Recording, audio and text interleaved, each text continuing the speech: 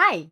In this video, I will show you how to rotate and move rooms, how to assemble them, and how to add some colors.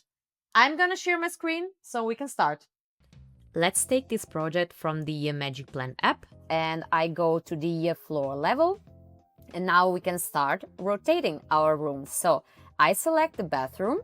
Here we go. Once the room is blue, we can rotate it like this. The green arrow is helping us. And we can do the same perhaps with this room. So we will rotate it vertically like this. And I want to rotate the balcony too. Voila! Now we can move the rooms around. How? I just take the room and I move it like this. You will see green lines helping me. If you want to align it using the corners, you will orient yourself on the green dots. Otherwise, you can also assemble it using the walls like this, and you let the room go, and voila, it is assembled like this.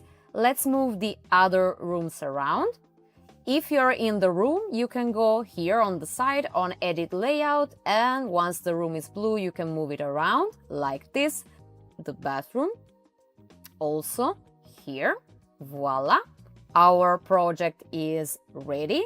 And now we can add some color. We go in the information on the side, and here we have the room type, room name, and under that you will see room color, and we can select this beautiful peach, and voila, you will see the room like this. We can also color the filler wall.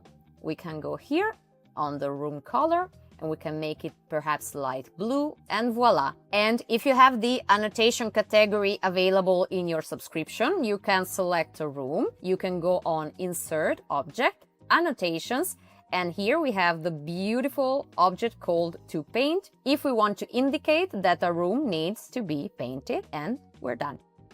As you could see, these steps are pretty simple to learn, so it doesn't matter what feature you decide to use to create your rooms. You can always rotate, move, and assemble them as you need so you can get your personalized floor plan. I hope you enjoyed this video, and I'll see you in the next one.